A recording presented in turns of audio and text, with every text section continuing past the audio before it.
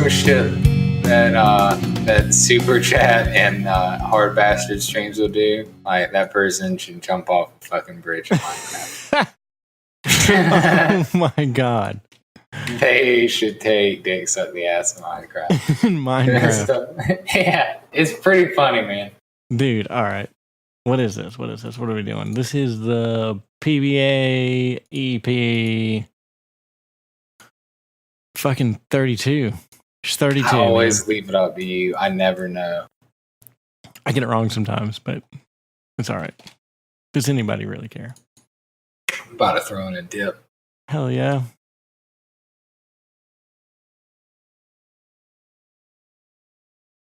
Oh shit, I've got people, my people's shit. Dude, I didn't mean to, but I thought this little thing was just one player. I'm not in a party with them. I'm playing PSO, dude. God, I'm sorry, I've already fucked up. Oh no, you're good, man. But yeah, I was playing PSO, man, and I forgot that different people can show up, and I started getting healed and buffed and stuff. I was like, what the fuck is going on? I just fixed a controller issue. I told you I was playing it on my laptop earlier, right? Right. It's Windows 10, and of course there's something fucky with the Xbox controller driver for Windows 10. Of course. Yeah, and I thought it had manifested itself on my other PC with, the decent operating system, and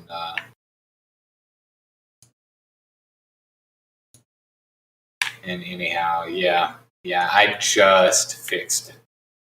Like shortly before you and I got online here. And anyways, sorry, I didn't mean to hijack the beginning of the freaking podcast talking about that crap, but nah, dude. I was just surprised by other players. You're good. So yeah, you've actually that's not a bad hijack though. You're playing PSO 2 on Windows 10. I was playing it on Windows 10. Now I'm playing on Windows 7. Ah, okay. I don't know if that's that blows OPSEC or not. No, huh? So you're playing. What do you play with? An Xbox controller? Yeah. And it's working pretty well. Oh, it is. It is. I like the controller play in PSO. I'm a big fan of it. And so you had to go through the old boss battle to get that to work, huh? I had to do that, a couple of times to recover all my account data and stuff. I think once to reset the password and another to confirm your login. Okay. Was it ridiculously difficult? All told, it took me about, 45 minutes to an hour to get all my shit together. I mean, just figuring it all out. If I knew what to do from stem to stern, it wouldn't have taken that long. All right. Yeah, that's not that bad. I think yeah, it was definitely like, I remember it being like fucking heinous the first time I tried to do it. Yeah, it took me a little bit first time as well.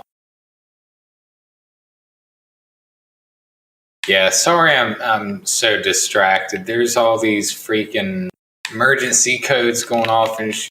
Oh, yeah. I forgot about the emergency codes. And then that drops a bunch of shit on you. Yeah.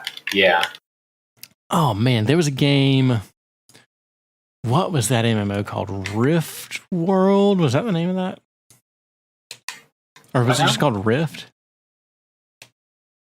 I think I remember hearing about Rift. Yeah, that was like 64 era, right? Damn, there was an MMO from 2011. Oh, never mind. And Rift would kind of do that to you. It would drop, rifts would open up like near you, like out in the world.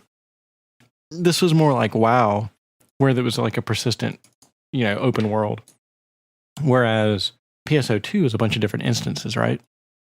Let's see. Rift takes place within the fantasy world. Yeah, 2 competing factions battle each other and the enemies who emerge from dynamic rifts. That's right. In 2018, wow. The game's first progression server called Rift Prime, which features sequential expansions unlocked through the year. It requires a monthly subscription. It's a massive success. Well, that's cool. So yeah, the game's still running. Rift is still up and going. I played it for a tiny little bit. I don't remember if it was free to play or if I just played it for a month. But it was real similar to... It was similar enough to WoW.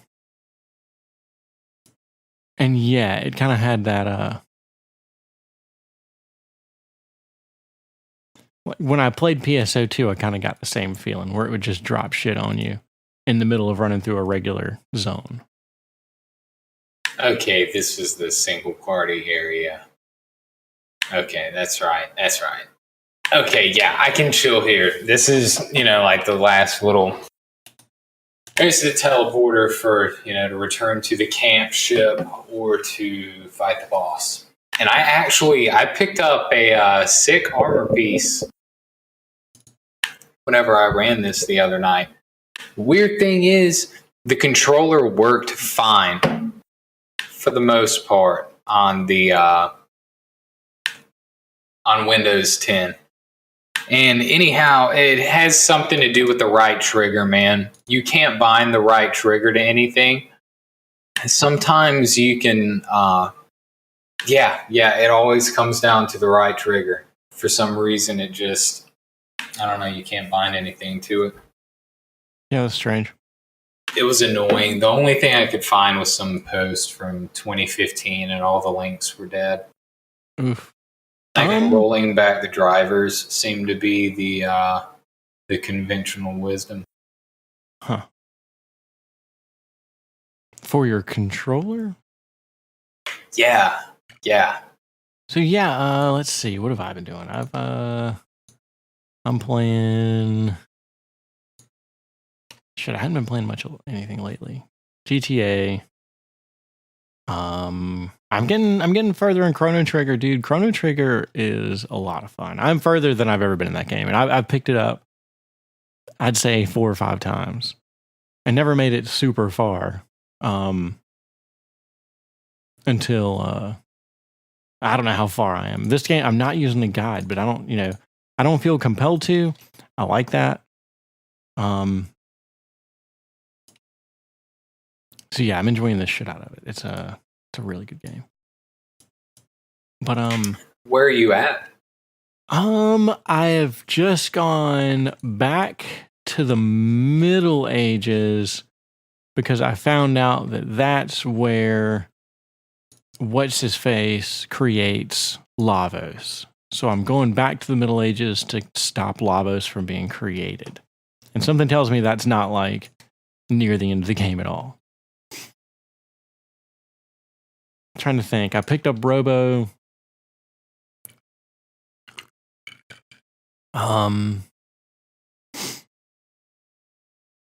Yeah, that's kind of the last major thing that happened is that I picked up Robo while I was, I don't know what I was doing. I think I'm paying attention to the story, but I guess I don't really have a grasp of what's going on. I was going to ask who the last person you had join your party. Yeah. So that bike race? Yes. Pretty bug stuff. Oh, yeah, dude. Yeah. For a Super NES game, yeah, like a side-scrolling race kind of thing like that, the graphics were really fucking neat. I really enjoyed that. That... Trying to think, man. Because oh man, I don't want to spoil anything. Well, no, you've been to the Corridor of Time, right? Yes, I went to the Corridor of Time because that's where you swap party members. Okay. I've been there a couple of times. I forget who it was. I don't remember who it was that told me, they create Lavos in 1999. Or no. They start creating Lavos in the Middle Ages, and I guess he dwells underground until 99, and that's when. And I can watch Lavos start to destroy the world, and then it gives me the option, do I want to go fight him? And I was like, fuck no, I don't think so. So it's kind of cool that it gives you that option. I'm not sure what would happen if I took it. Probably just get your ass kicked, That's what I'm thinking. This old RPGs used to be hard as shit like that. Yeah. I think that's pretty cool. That says a lot. That's something that adds character to an RPG, Yeah. Hey, do you want to fast forward to the end of the game? Like, no, I'm not that lovely yet. But yeah, definitely like to give you that option to see what your ass looks like, from the inside. I really liked the idea that the composition of your party, you could do those combined tech attacks and stuff. Yeah. And I don't think I got much beyond getting the robot guy. And for some reason, I had to go back to, I think maybe one of the first places. I think it was way back, like as far back in time as you could go, back to the Dino Age, like 6 million BC or something. Yeah, and I have a save state there, and for some reason, I'm at some point in the game there, and I don't know where to go from there. I don't even know how to leave. I was just utterly stuck, and that save state's been there for years, and I'm gonna have to start all over again, man. Oh yeah, that's where I've gotten several times. Not to that space specifically, but I've gotten to some point in Chrono Trigger, and for some reason I quit playing. And when I started it back up again, I had no fucking clue what was going on, where I was supposed to go. Like Chrono Cross was a little bit better about that. Did you give you some kind of journal or something? Yeah, something to that effect. Yeah, you always, or you could at least, because there are so many different people that you can have in your party. That was something that it boasts. That there was some, I'm not even kidding you, dude. There's like 20 to 30 different people that you could find as characters that had their own little side story. That game is massive, man. And not to get trailed off in this, but I liked the tech attacks and stuff in Chrono Trigger. And the battle system in Chrono Cross had elements. Every character had an inherent element. Surge is the name of the main character in Chrono Cross. Surge is light, and I think that that roguey chick that's his friend is fire. And there's light, dark, fire, water, earth, which is yellow, and plant, green. And I think that was it. Each element has another element that can counter it.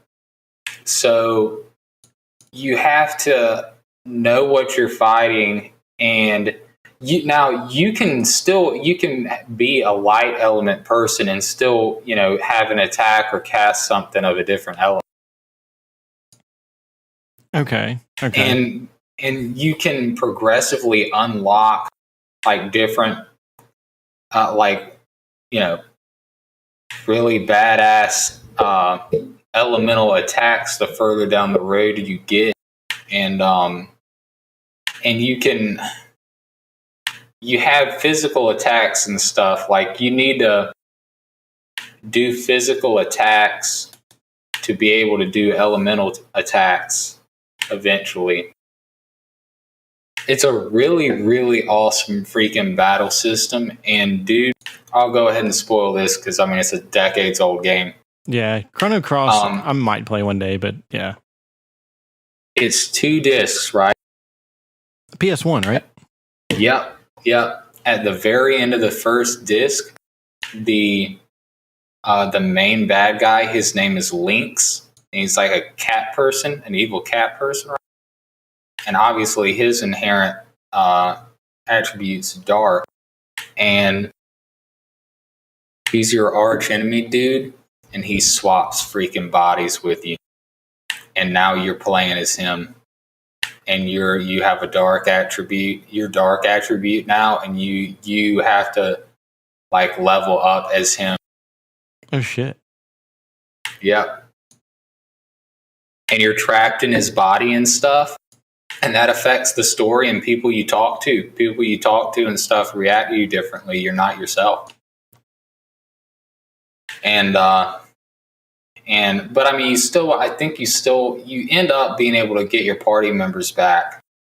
And I had a really bad scratch on the beginning of the second disc, dude. Oh, fuck.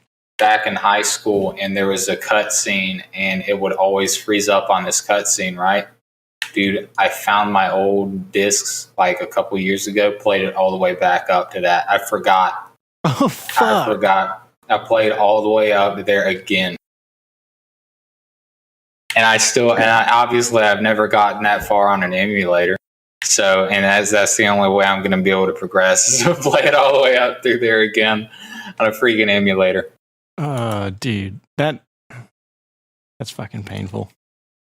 It is, but I'm still such a huge fan of that. Huge fan of that game. I would definitely play that a third time all the way up there. It's that good of a game. Just the story, man, the story. But anyways, I won't get into all that. But yeah, the battle is pretty freaking sweet, man. Yeah, I've done that with a lot of games. Well, not that specifically. I've gotten, let's see, like Grandia 2, Xenoblade Chronicles, Grandia 2 for the Dreamcast, Xenoblade Chronicles for the Wii, Final Fantasy. What's the one where you play fucking handball in it? 10?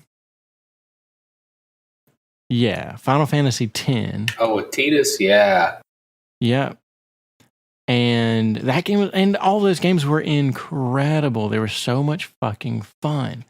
But then I got so far in the game, I got stuck at one point, and eventually, like, instead of just looking up a guide or something to push past it, I just opened up a different game and never played it again. So like Grandia 2, I got far as fucking Final Fantasy X, I got all the way up to like some kind of lightning field kind of thing. And just got stuck there for some reason. And that's the last I ever touched it. Xenoblade Chronicles, I got all the way up to some boss and gave up. It was just really difficult. I don't know if I wasn't leveled up enough. That game was so... Xenoblade Chronicles is one of the best RPGs I've ever played. And I either want to get a Wii or a Wii U or a new 3DS.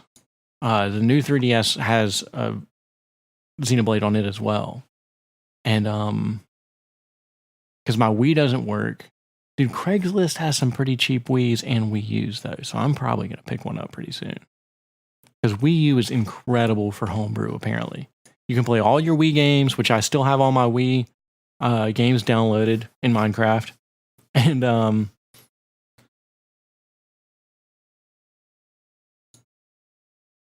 I think that's really what I want to do, is get a Wii U. I think they're like, you can find one for like $50 on Craigslist if you get lucky. But yeah, man, all right, speaking of Minecraft, I've been I've been super digging into the dark web in Minecraft again.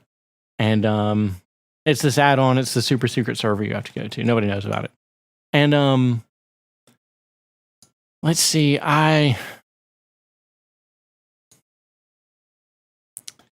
it's really weird right now because I think this is kind of a really cool topic for the podcast. Is to kind of cover some dark web and Minecraft kind of stuff. So there's I'm actually, so I found some, well, I don't want to talk about that. Shit, let me hop around here. Let me make this as vague as fucking possible. This has got to be real interesting. All right, so I'm digging back into the dark web in Minecraft. And the day I was going to like really dig in, move some redstone around and, you know, try and make a trade, one of the major markets starts, actually, so there's two major markets right now. One of them's closing on April 30th. They say they're not accepting new registrations. And Agora Market in Minecraft did this a few years ago. Agora was a real big market, and they announced that they were closing. They didn't know if or when they would be back, but hey, get all your redstone out of your accounts and you know, kind of take a hike pretty much. So Dream Market is doing that right now. So they're closing out redstone accounts. Yeah, yep. And they're not doing it shady, so that's cool. That's cool. They're telling everybody to pull their, you know, their redstone blocks, you know, back out into your private residence. Yes. Yeah. Yes. And so that's going on right now. And it's really cool. There's a really cool there's a dark website called Dread, and it's basically a Reddit clone in the Minecraft dark web. And the nether web, if whoever may. And the nether web, holy shit. That'll be the official name from now on. So that major market's closing. That's kind of gotten a lot of people kind of riled up. But then as that's happening, the Wall Street market, which has been active for several years, is pulling an exit scam. So that's where, so basically, an exit scam is when you start making orders or you start withdrawing your funds and you realize that your funds aren't withdrawing. And the admins of the server say, hey, everything's fine. We'll get your redstone to you. And your redstone never shows up. And it starts happening to other people because basically it's like a classic Eve scam.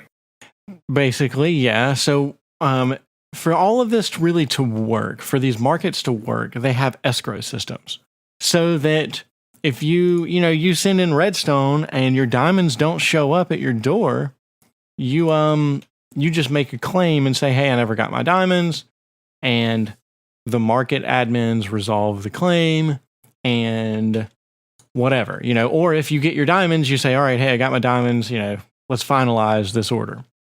And the redstone goes to the vendor, and that vendor, he can do whatever he wants to. He can keep it in his account, whatever.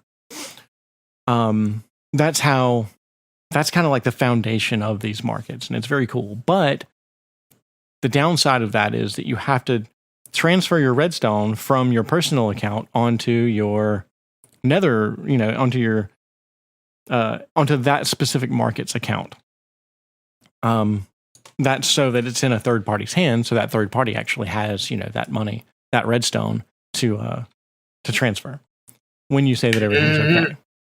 And in the sense that this is a classic Eve scam, meaning that they've got your goat and you're trying to get in touch with them and they are non-responsive. Yes. And So Wall Street's pulling an exit scam, which is the other big market. There's only two like very large markets right now. It's Dream and Wall Street. And they're both like right in the middle of major closing up shop. Yeah. Holy crap. In completely different ways. There's two ways to close up shop, gracefully or shittily. So we have, examples on both ends of the spectrum. So now does the market, and by market I mean the people with money, with Redstone to spend, do they just sit back with bated breath to see which market picks up some steam and is trustworthy? Like, do the more cautious folks wait for the more adventurous types to go break the brush to figure out where to go next that's, trusted? Kind of, sort of. Speaking as one of the cautious fellows, I'm kind of waiting on somebody else to bite the bullet. Like a lot of you can check Dread, the Nether Realm social site, and there's a lot of posts going on right now. Hey, we're moving operation to so-and-so market, blah, blah, blah. But right now it's not easy to tell what's going to be prevalent. Yeah, it's really difficult to kind of see what's going on right now. So I'm kind of just waiting to see what happens, waiting until one of these vendors gets some reviews up under their belt.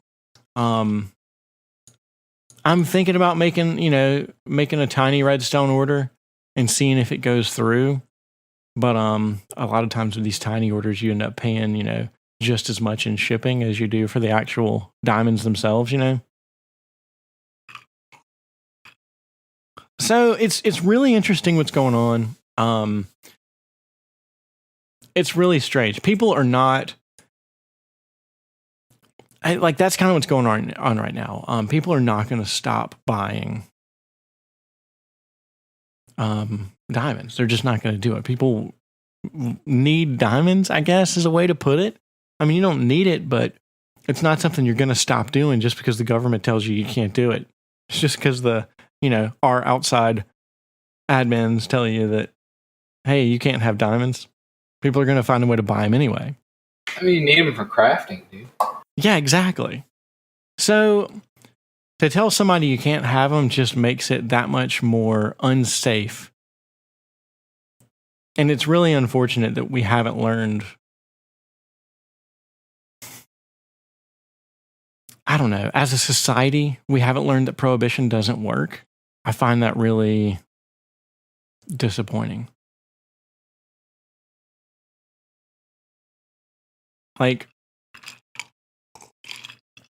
Because right now, it's difficult to find a safe vendor. You don't know what sort of product you're getting. You don't know. Yeah, I mean, you don't really know anything. By enacting laws telling you that something's illegal, you're just making things less safe. It's the only thing you're really doing. I don't think you're saving anybody. I don't think you're keeping anybody who really wants to do it from doing it. You'll find it, I mean, yeah, there's going to be some fringe cases there where somebody's just not going to be able to find it. So what are they going to do? But the lack of safety there that you're really throwing on people, it far, far outweighs the whoever you think you're saving. My children, it's the my children argument is all it really is. So that's interesting. I'm kind of keeping up with that. I guess that's kind of all there is to really say about it so far. I mean, this has happened lots and lots of times before. I mean, and actually there's a third way out is when law enforcement comes in and takes over your market. Actually, all right, this is really fucking crazy. There's a market that's been seized. It's I think it's on deep.web. Deep.web.com. there was a market that was seized. Oh, Hansa Market. You can go to the link for Hansa Market now in Minecraft, and it's this really. And I've seen. I think the original Silk Road did this in Minecraft.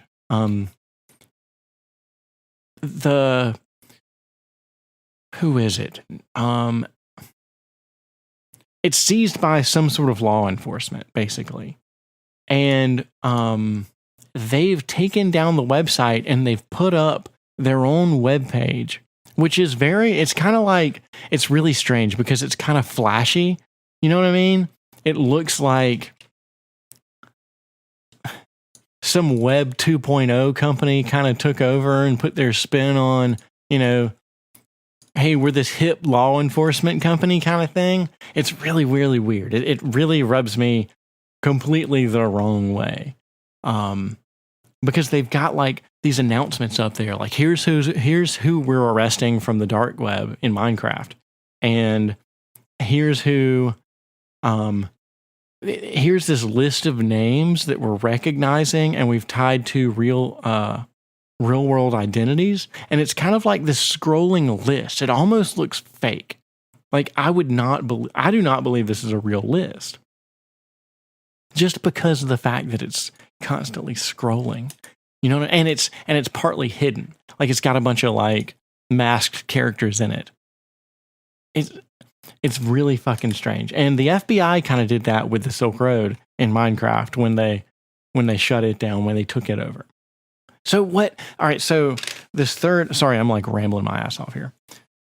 This third exit that a market can kind of do is when law enforcement takes it over, law enforcement will run the site and they'll acquire everyone's information. They'll start posing as the vendors, which thanks to sites like Dread, I guess, whatever you want to call it, you can kind of catch those things early. Only a few people are going to get caught. As soon as somebody realizes what's going on, they're going to spread that word. But I guess that's kind of the other way out is if Ellie takes over. And that's kind of a fucked situation because then a lot of people go to jail in Minecraft.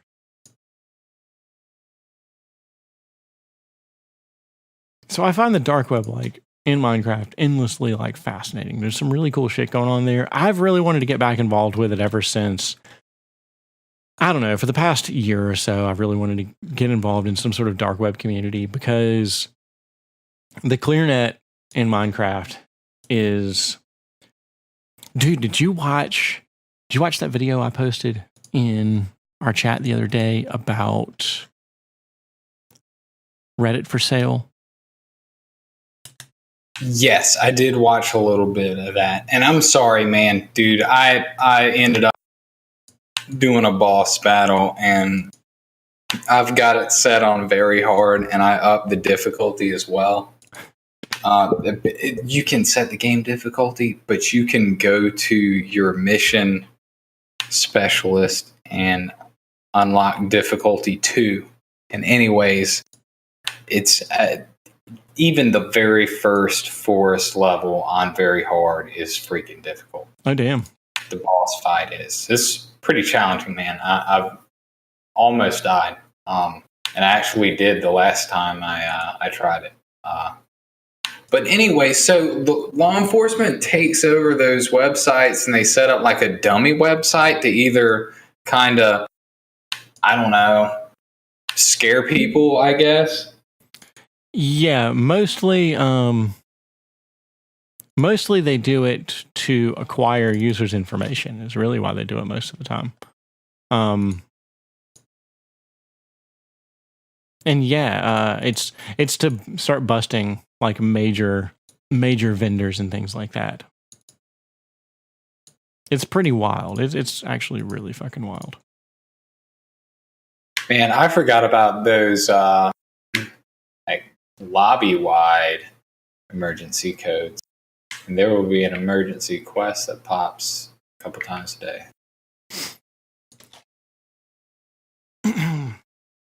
Oh, okay. And then you just go running off to that instance or whatever to complete that quest. Yeah, wherever that's at. Yeah. Whew. Man, trying to get that running on Linux, that would be like a super difficult. Like that would be taking, that'd be running difficulty 2 on trying to install that game. Do you think it is doable, or is that just, that one guy was able to do it? I don't know. I mean, yeah, there was a guy who did it apparently. That was a long time ago. Apparently all right, and they ended up having to run it in a virtual machine. My processor's not set up to run virtual machines super well. I don't have, and so you and I were looking into Cubes recently as a super secure operating system. That's Cubes with a Q. And it requires some not intense, but just very specific hardware to run. Sorry, 1 second. Some really specific like virtualization software, hardware that makes running virtual machines easier. You can like do things like it's like piping hardware calls straight into a virtual machine, which is just more friendly for the hardware itself. It helps things run better. So there's things like that that would probably make it run a whole lot better. I may still be able to run it. A lot of people are suggesting this software called VMware, but there's one piece of software that's like really expensive. That's a virtual machine that apparently runs well, but it's got a hefty price tag. So Sargon was interviewed by Sky News recently. Apparently so. I watched that just a couple minutes before we got in touch with each other. So, what is Sky News? To be honest with you, I've only heard of them in passing. They've got to be some sort of European news outlet. I've seen them around. And so what was this video about? Oh, they were just interviewing him. He's actually running as an MEP, which, God, I watched a documentary on the House of Commons a couple of years ago. And the people in that documentary were called MPs. I think just a member of parliament. I don't know what MEP means. But I know that it does act. He would have a constituency of a region, and he's been on the road recently campaigning. I have no idea when the election is, but that video was actually him and a couple of other people in a room watching that clip air. And I was actually surprised that they aired the bits of that they did. I mean, he was non-apologetic, and he made some joke. I don't understand what the controversy is, and it's not important. And that's precisely the point of his interview. Is that, yeah. People make offensive jokes, and he finds offensive jokes funny. And I think in that interview, he's like, well, when the people that have a problem with what I've said go and have a good cry, they can go have a good cry and come back, and then we can, talk like adults about issues. Because even that interviewer couldn't get past talking about shit that he said in the past. Because that's the easiest thing for people to glom onto when they don't want to really discuss what your position is, what they actually disagree with you on. Because their biggest deal in UKIP, the UK Independence Party, I believe, they're about getting the hell out of the European. And their belief, from what I see, is that we voted to leave, and we should fucking leave. Quit dragging your feet. And I think their platform is, if you vote us into office, we will make the exit happen.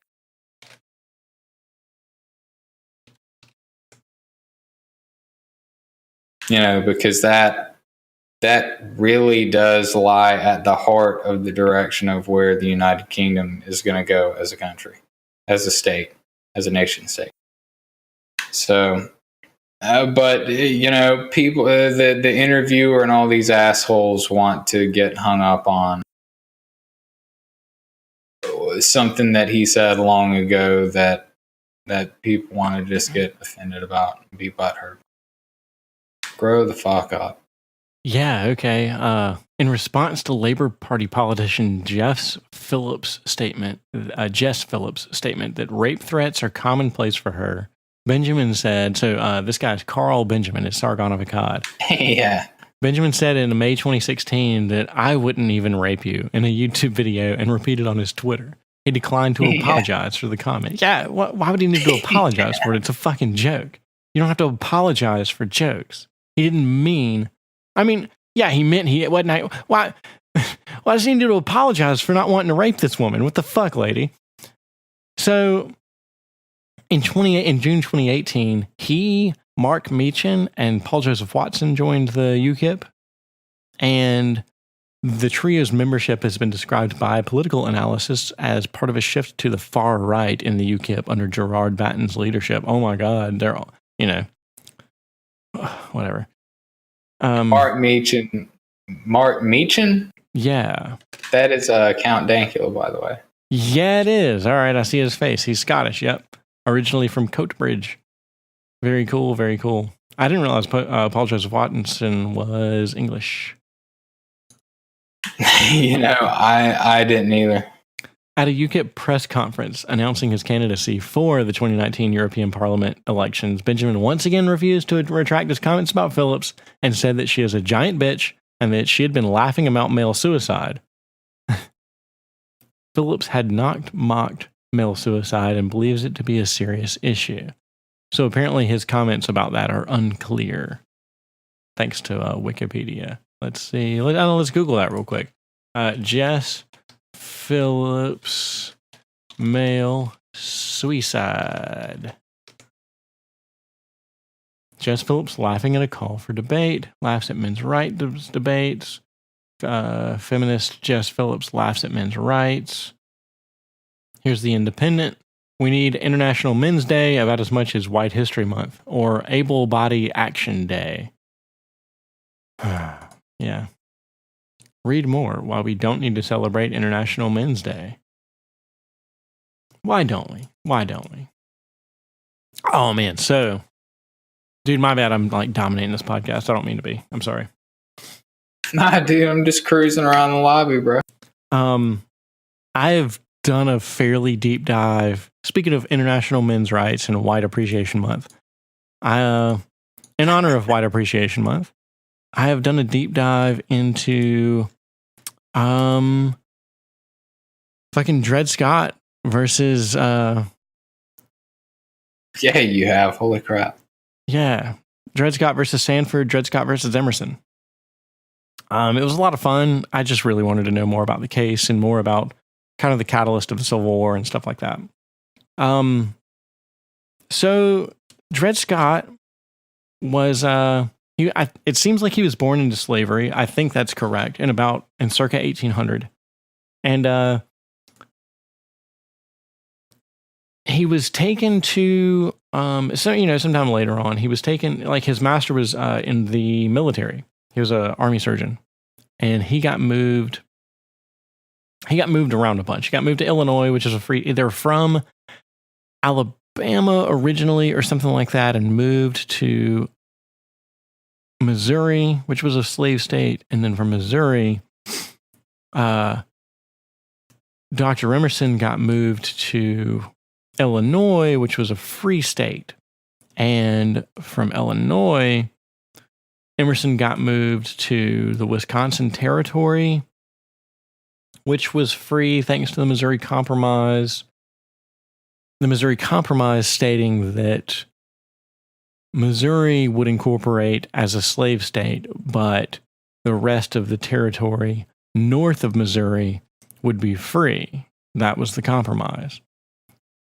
And because the government was trying to cut down on slavery, even though it was already legal, they were really struggling with how to make slavery illegal since so many states and people kind of depended on it economically. And I'm not trying to defend it, but they were at the time. And eventually Emerson got moved back to Missouri. And he had left Dred Scott, who had gotten married to another slave, and they had a daughter and so he had left Dred Scott, and they were on their way back. He had sent for him. He's like, "Hey, I'm back in Missouri. I need you back now." Because he had left them and kind of rented them out to other people. I forget if that was in the Wisconsin Territory or Illinois. It doesn't matter. Wherever it was a free state. When he got back, eventually Dr. Emerson passed away, and then Scott and his wife, and now 2 children, became the property of his wife. And of Dr. Emerson's wife. Yes, Irene Emerson. And so Dred Scott tried to buy himself from Irene. He tried to buy his own freedom, and she declined. So he took her to court. And originally, I think I can't remember what he was trying to prove. He had been rented out to a grocer.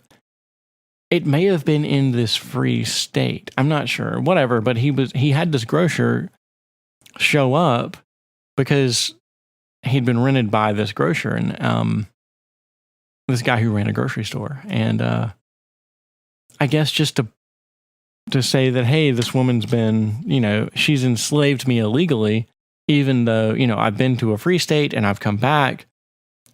Precedence has said that you've freed other people in my case before. When the grocer, Mr. Russell, went up to the stand, he said, actually, it was my wife that rented Mr. Scott, who leased his services from Miss Emerson. Or, so his testimony was dismissed as hearsay, and the case was kind of thrown out just on those grounds. Just kind of, I guess, just kind of a mistrial. It must have been, is what I'm kind of assuming here. He was allowed to sue again, and this is funny. His original owner.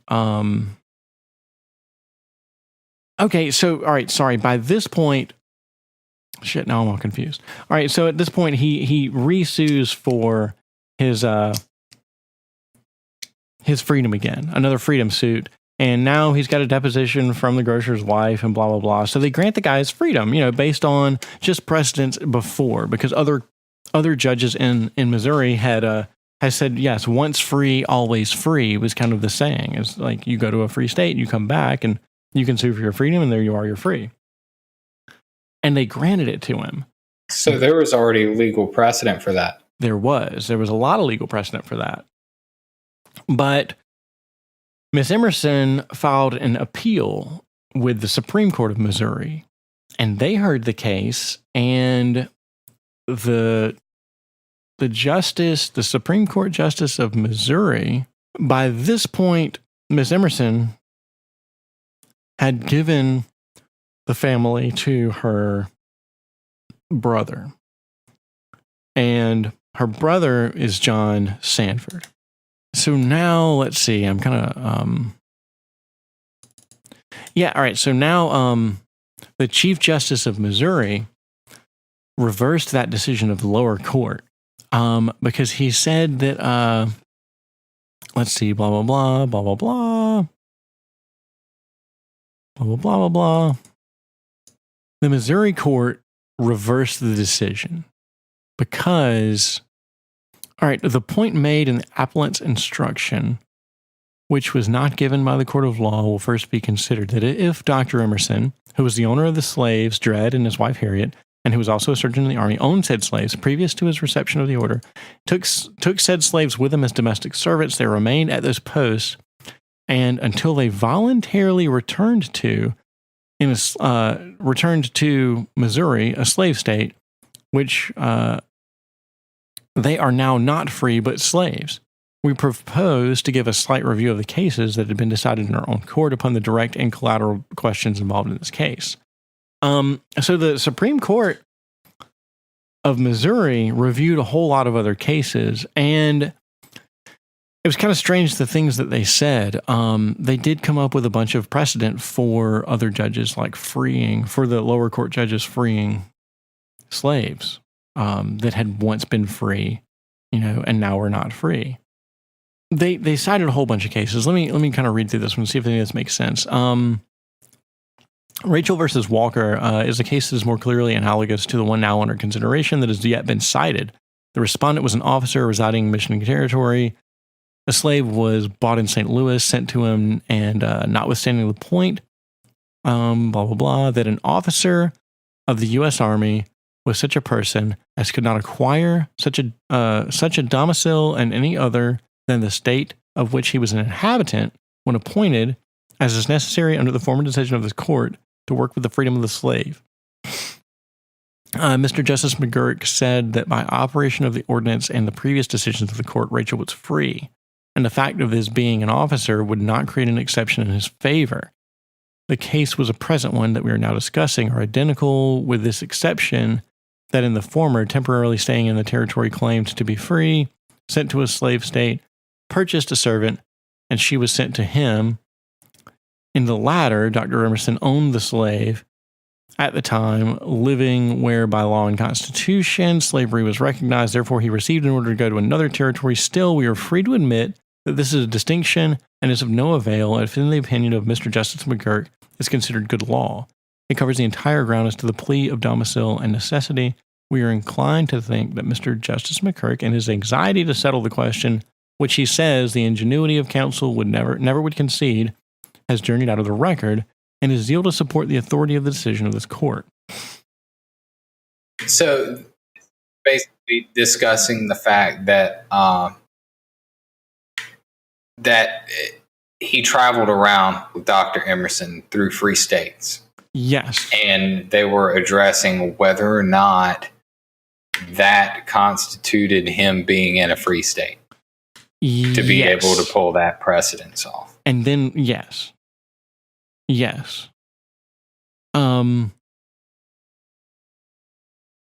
So they went through a lot of cases like that. There were over a dozen. And it says, so I guess after that it says, in none of these cases do we find, after careful examination, that the authority of the ordinance of 1787 was questioned. I don't know what that means. I didn't look into that. Ordinance of 1787 is the Northwest Ordinance adopted July 13th, 1787 by the Confederate Congress, chartered a government for the Northwest Territory, provided a method for admitting new states to the Union from the territory, and listed a Bill of Rights guaranteed in the territory. Following the principles outlined by Jefferson in the Ordinance of 1784, the authors of the Northwest Territory spelled out a plan that subsequently used the country expanded to the Pacific. A division of the Northwest Territory into not less than three nor more than five states. A three-stage method for admitting the new state to the Union. Congressionally appointed governor, secretary. All right, so the authority of this document was never questioned. All right, whatever. I'm sure that has something to do with something. It was taken for granted by the court and council that it was yet in full force and vigor the law of the land, nor is the voluntary return of the slaves to their status of slavery, with but one exception, considered as in any way affecting the rights which it was supposed they had acquired by the operation of that ordinance, or the local and foreign laws of the neighboring free states. The dictum, once a free man, always a free man, though founded about as deeply in law, history, and reason as that all men are born free and equal was received with equally blind faith, and these 2 points, which presented in fact the principal issues, were considered, if at all, as unimportant and ineffectual to protect the rights of citizens of slave states. I think kind of what they're saying there is that, like, Dred Scott voluntarily came back to his slave state and then tried to sue for his freedom when he could have just not come back, I guess. Maybe he had to. You know, there were a lot of laws about, like, if you find a man slave, you're kind of obligated to return him. They go on to say, this is a real fucked up analogy. Suppose Congress should pass a law declaring the keeping of black horses a species of property existing in Missouri and recognized by the Constitution of the United States and Missouri, shall be, and the same is hereby prohibited in the territory of Utah. The same government that passes the law through executive department orders an officer who unfortunately owns a black horse that he can neither sell, loose, nor give away to the territory of Utah, and he takes with them his said horse. I admit that the horse, if there were horse abolitionists there, would get his freedom in Utah. But when he comes back here and asks you to give him up, would you do it? This is perhaps a strong and coarse illustration, but it is not a case in point. So they very much see slaves as property, just property of other men. That is so fucked up. That is so fucked up. That is so fucked up, man. It seems like this was a fairly prevalent idea back then. So they were saying the fact that he went. So the fact that he was just complicit in being with Dr. Emerson, and that he returned home and didn't decide to do any of this until after doing all that somehow shot his case in the ass, or at least they didn't take him seriously. Yes, and to back that up, because it's up to judges, right? It is up to judges. The cases of this kind are not strangers in our courts. Persons have been frequently here adjudged to be entitled to their freedom on the ground that their masters held them in slavery in territories or states in which that institution was prohibited. From the first case decided in our courts, it might be inferred that this result was brought about by a presumed assent of the master, from the fact of having voluntarily taken his slave to a place where the relation of the master and slave did not exist. But subsequent cases base the right to exact the forfeiture of emancipation, as they term it, on the ground, it would seem, that it is the duty of the courts in this state to carry into effect the Constitution and laws of other states and territories, regardless of the rights, the policy, or the institutions of the people of this state. So, yeah, here he's saying that, okay, you were free in that other state, but you're not free in this state, and you came back to this state. Our law, this is just a judge. This isn't a lawmaker, this judge. And I don't know, I mean, this is such a weird moral gray area, because this judge is just upholding what he feels like the law is, and the law of his land. This is this judge's jurisdiction. This is this judge who says this is the law on the ground that you're standing. I realize it's not the law across that line over there, but you're standing here, you're not standing there. I'm not at liberty to uphold the laws across that line over there. I guess I kind of see where the judge is coming from in a strictly legal sense. I mean, that is the law that he's sworn to uphold. That is kind of fucked up. Laws aren't always right. Yeah, ain't that the damn truth?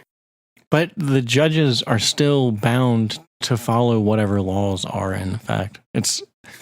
And I think they should. I mean, that's what the judicial system is for applying the law, not for applying their own personal morality. It's the jobs of other people. It's the jobs of, like, the people, the voters, to say what the laws are.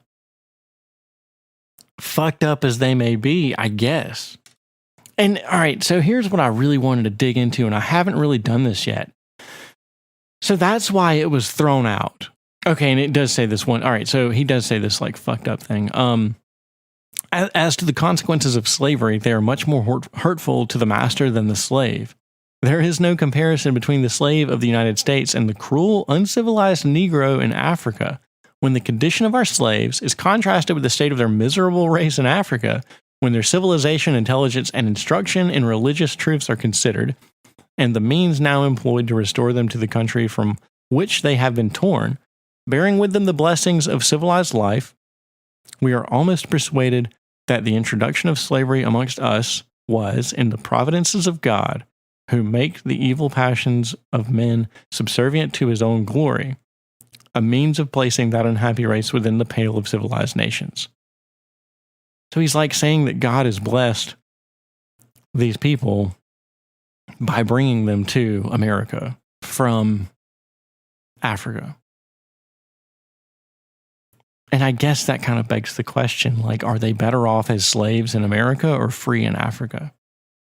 And I mean, you would think freedom trumps everything. And you know, I'm inclined to argue that it does.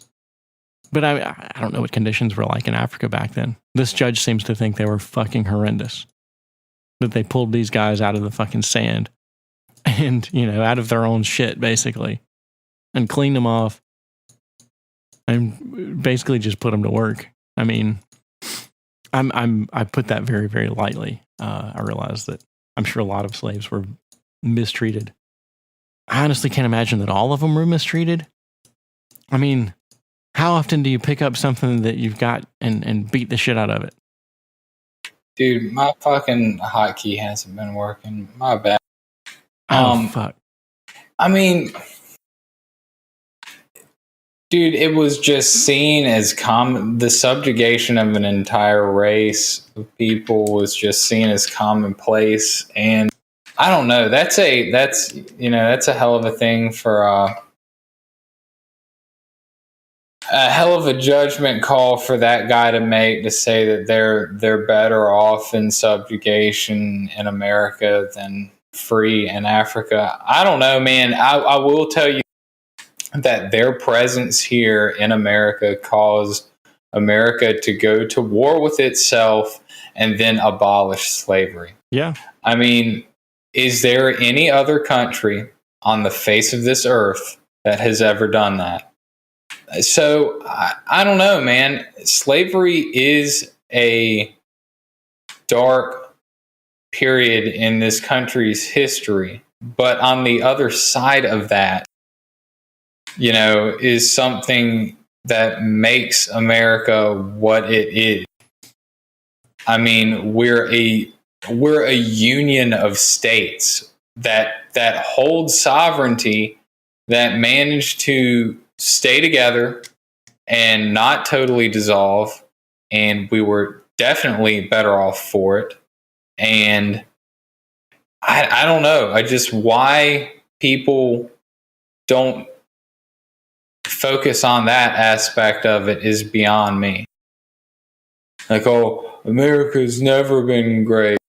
Like, oh, you know, racist America. Like, yeah, America was racist as shit. Dude, the world is racist.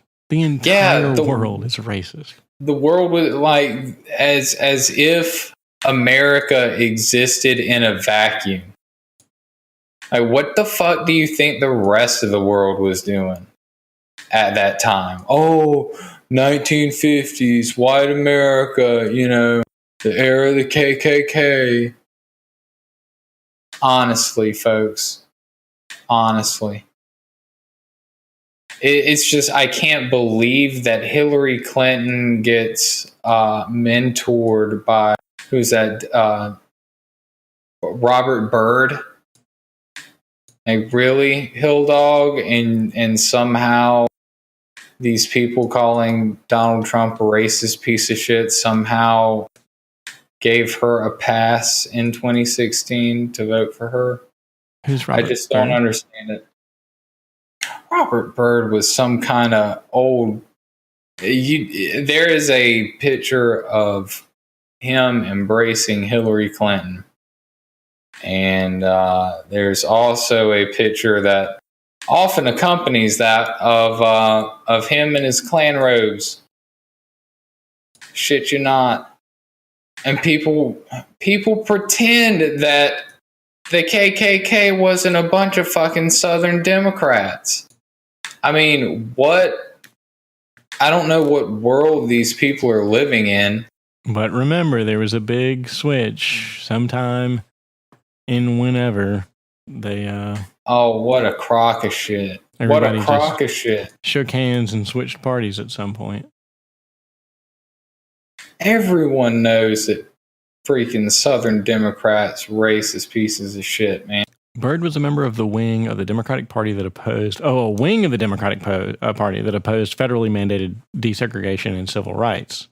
However, despite his early career in the KKK, Byrd was linked to such senators as John C. Stennis, J. William Fulbright, and George Smathers, who based their segregationalist positions on their view of states' rights, in contrast to senators like James Eastland, who held a reputation as a committed racist. So, what state was this guy in? Does it say? West Virginia. Uh-huh.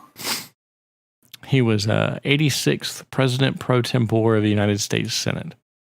I tell you what, man, it is interesting seeing the legal paper trail of the people that took slavery to the courts.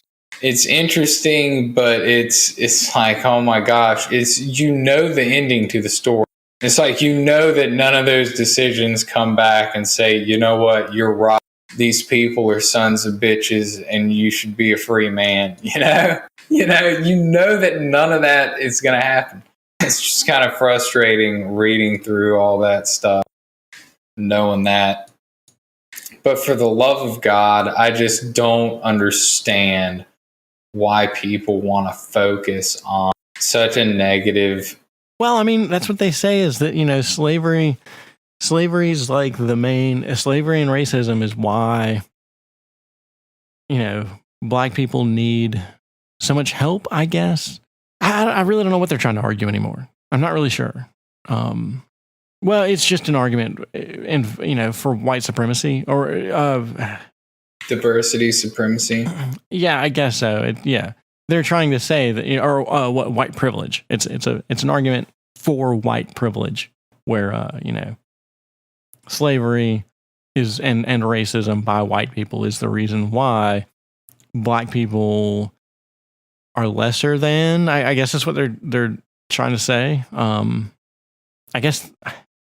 Yeah, they, in their own fucked up way, are racist in having those beliefs. Yeah, I guess it is some sort of admission that black people aren't as good as white people, but it's white people's fault. I guess so. The thing is, AOC blistered somebody on Twitter for standing next. They had a picture of this old white politician standing next to a cardboard cutout of AOC. She retweeted the Republican Twitter handle that had that picture, attached to whatever they were talking about. Turns out this guy's like the fucking Democrat budget chair. And she just made some meme comment. I'm not going to get into the format. It was kind of just fucking cringy. But she trashed this guy and assumed that because he was old and white standing next to a cardboard cutout of her, that he was a Republican. Now, it was a Republican Twitter handle, but the deal that they had posted about, had to do with something else. She didn't pay attention to that or read it, and just retweeted that, ripping the picture, saying something about a creepy old white dude standing next to a cardboard cutout of it. And people are like, that is one of your colleagues in Congress. That is your budget chair. And I do believe it was a budget chair. He works on the budget. I mean, that is a Democrat that that works on the budget. Yeah. And anyhow, it's just one thing after another out of her. And it's just, is that not racist? I mean, assuming that some old white dude is a fucking Republican. Because, and Tim Pool hit the nail right on the head that she's so identitarian. For the love of God, that's how she views the world. She just glanced at that. She did not even take the time to read it. She glanced at that. Yeah. And just zoomed and fucking tweeted that shit out. It's a post. Like, how far up your own ass do you have to be to do that? The Twitter handle, which it was at KYGOP, the Republican Party of Kentucky, posted a Throwback Thursday last month. The socialists threatened the lone Kentucky Democrat in Congress if he didn't bend to their radical extremist will. And they have a link. Oh shit, that picture's not in this link. So they link to Courier Journal. Democratic Socialists threaten Yarmouth to support Medicare for All or face 2020 challenge. Yarmouth is one of the more liberal members of Congress, but the Kentucky Democrat is facing criticism from the left for not embracing one of the many Medicare for All measures this year. And yes, they put this picture of Yarmouth next to a cutout of AOC. And she says, oh, it's one of those fucking nobody memes. Yeah, nobody, basically nobody says anything, but then somebody, GOP, let's pose our older male members next to cardboard cutouts of young female legislators. And she retweeted with the full text, claiming that it is a Kentucky Democrat. Oh. Yarmouth on Twitter responded to the mix-up. I was a Republican 35 years ago, but I think I've become wiser as an older white male Democrat. I simply wanted everyone to know I welcome AOC in Kentucky, regardless of what old white male Republicans think. That was his response. Yep. Oh my gosh, man! I tell you what, which is fairly classy, Yeah, it is, because normal people aren't up their asses about stuff like that. It's, they make assumptions about other groups of people, yet they criticize and demonize people of opposing viewpoints of doing that shit, to the point where you can't have a conversation about anything because, Donald Trump's an orange faggot and, he's a fascist, but you shouldn't have guns. Right, yeah. Yeah, spouting actual fascism and calling him a fascist is a little fucked up. Smoke weed, y'all. We don't need a border. Vote Democrat. Higher taxes, y'all. Fucking honestly. And they're the ones that are spitting and cussing and bitching that America was never great. For the love of God. I mean, AOC was elected, for Christ's sake. I think that's a good thing. I don't like a thing that she stands for. I think she's a complete idiot.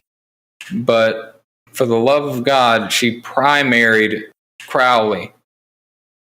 That was pretty sweet. I mean, she primaried that guy. That guy phoned it in, man. He didn't even show up to debates. She managed to mobilize a very small sliver of her district into voting for her. And this Democrat that she took out, had been reelected consecutively for years and years. I mean, he actually held rank within the Democrat Party. And he was out. I mean, he was up for, there was a primary. And he didn't take it seriously. Thought, of course, they'll elect me in the primary. I've been elected all these years. And AOC went out and raised hell and got a lot of people together. Now, granted, I say a lot of people, enough people for her to win that primary election, and she didn't have any other contenders after that, so she won. That's when she won that primary election. I'm pretty sure that was it. But in all reality, she motivated a small influential sliver of her district to go vote for her. And I guess Joe Crowley's folks just thought he had it in the bag and didn't go out to vote for the man. So, I mean, the system fucking worked. The people that wanted to go voice, give their voice that day, they were heard. And she deserves to be in Congress. But holy crap, does she do stupid things? She does not. The people that she's trying to impress and, to empower, all she's doing is just embarrassing those people. Whether or not they realize it, it's pretty cringy.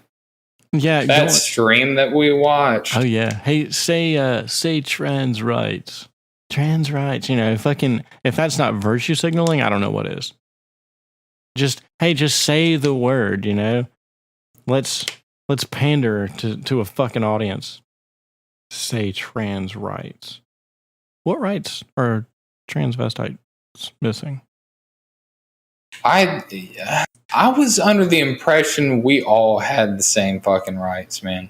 Yeah. No, what rights do trans people need? Seriously. Oh, here we go with the fucking let me put the wrong goddamn gender on my ID card. Here we go. I don't know, man. The counter to that argument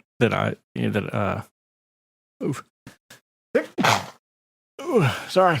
The whole counter to that thing is, you got to use my pronouns and my gender and stuff. Basically, I've just started resorting to being like, I'm not referring to the gender. I'm referring to their biological sex. When I say he and her and man and woman, I'm not referring to their gender identity. I'm talking about their chromosomes.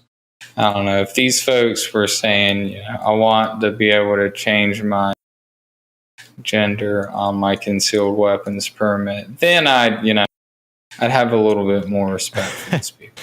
Dude, who's the guy that was just on Joe Rogan? Joe Rogan. It was very recent. Adam Conover. It was a week ago. Adam Conover is nobody. Conover. He's got some comedy show, Adam Ruins Everything. I've never heard of it. The guy looks like a giant douche. His hair is probably taller than his dick is. He's on Joe Rogan and arguing for, dude, this episode's got 14,000 upvotes, 22,000 downvotes. Hey, Joe, to be clear, everyone dislikes this particular video because of how dumb the guest is, but we all greatly appreciate how you handled this guy. The dislike goes to him and not you. You did a great job in questioning and debating him. Yeah, this guy was talking about giving children hormones because they claim to be male or female. When a little boy says that he's a female and his parents choose to give him hormones to turn him into a female, kind of. Joe is like, whoa, I don't know about that. Like, you're making a life-altering decision about your child. Like, that's a choice. Like, that's for sure a choice. You can argue that, homosexuality may or may not be a choice, but your parents choosing to give you hormones is certainly a choice. And Adam's response to everything was, well, I'm not an expert, but, he's got opinions. He's not an expert in anything. Talking about how, apparently kids who have a opposed gender identity, he says they rarely ever change their mind into adulthood. Like children who think they're a woman, think they're a girl when they're a child, continue to think they're a woman when they're an adult. But that's kind of based on his anecdotal evidence. It was just a weird fucking episode, man. Joe, water is wet. Adam, I'm not sure I agree. I'm not an expert, but my friend who's a dolphin says blah, blah, blah. That's one of the top comments there. So yeah, you've got some people who are actually, they think that this is not a problem. Your gender identity is not a real problem.